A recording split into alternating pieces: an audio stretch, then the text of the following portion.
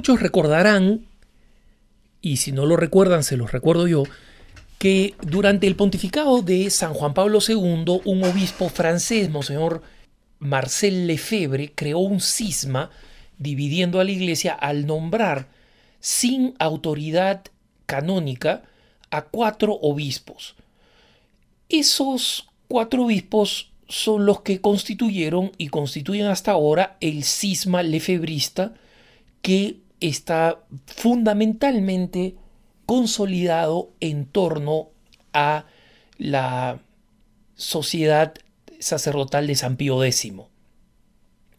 Pero este cisma ha sufrido también su propio cisma cuando el obispo, uno de los 4 obispos, Richard Williamson, conocido por negar el holocausto judío, fue expulsado de el grupo lefebrista, de la sociedad sacerdotal, y él ha creado su propia rama lefebrista distinta, ordenando a su vez otros obispos en separación del lefebrismo. Y eso es el proceso natural de todo cisma, ¿no?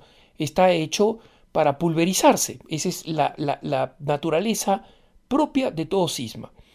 Y los lefebristas no quieren aprender la lección porque básicamente la soberbia de la convicción de que la propia posición tiene más autoridad magisterial que la del Papa ya es simplemente una especie de sida espiritual, ¿no? Es decir, es un sistema de inmunodeficiencia.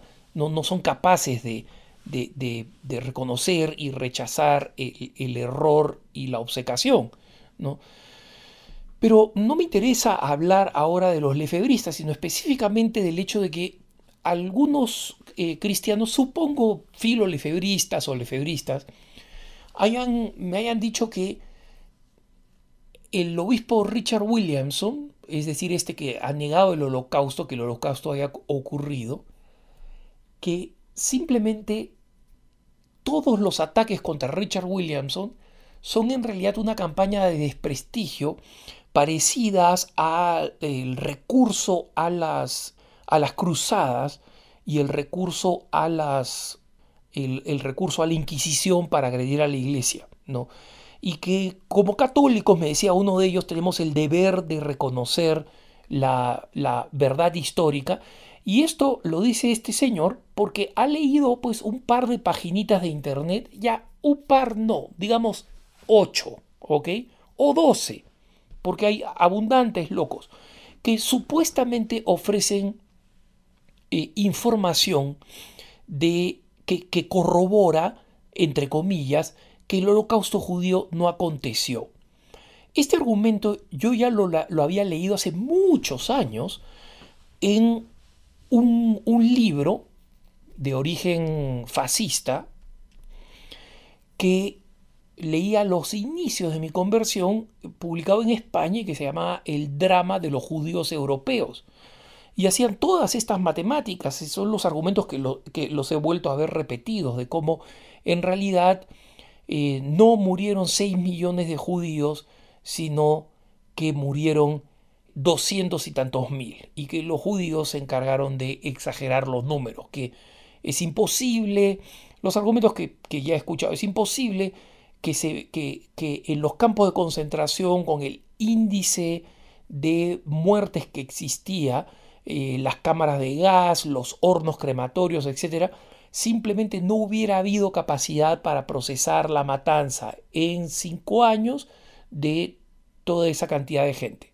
El asunto aquí es bastante absurdo y penoso. ¿Por qué? Porque la existencia de los campos de exterminio de los judíos como un hecho sistemático es algo registrado por personas absolutamente independientes que han sido testigos directos y que no tenían ningún interés ideológico, porque las primeras fuerzas en llegar a campos de concentración fueron soldaditos rasos, fueron tropas soldados rasos, ¿no? Happy Company, por ejemplo, en Estados Unidos, primeros en llegar a Buchenwald. Las tropas británicas, con un corresponsal de la BBC, el primero en llegar a otro campo de concentración cerca de Dresde, y ver los cuerpos, los miles de cuerpos apilados, donde algunos todavía se movían, es decir, estaban muertos de hambre, y otros están todavía vivos muriendo, y por encima de la posibilidad de cualquier recuperación.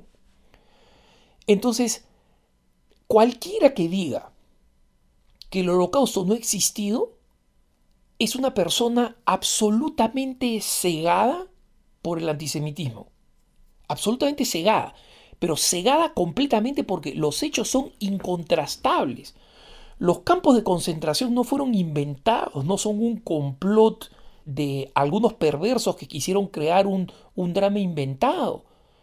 Testigos de la persecución han sido personas como el Papa Juan Pablo II, para mencionar a uno, intelectuales católicos, los franciscanos que sobrevivieron después de que mataron al padre Kolbe, después de que mataron a Benedicta de la Cruz, a Edith Stein, que murieron masivamente en los campos de concentración. Entonces, que hubo un holocausto judío, una Shoah como le llaman los judíos, es absolutamente innegable. Los datos están ahí, los sobrevivientes existen. El que diga que este es un complot inventado por alguien no tiene idea de lo que es un complot, no tiene lógica y está negando hechos registrados. Es decir, las fotografías de los cuerpos montados unos sobre otros existen. Los testigos oculares, los que filmaron la primera emisión del corresponsal de la BBC que estaba en el grupo de soldados británicos que entró al primer campo de concentración al que llegaron los británicos. Todavía hoy en día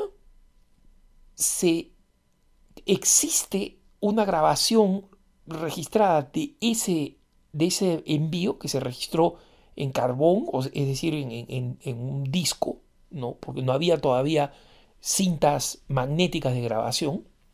Trata de explicar lo que está viendo y no tiene palabras.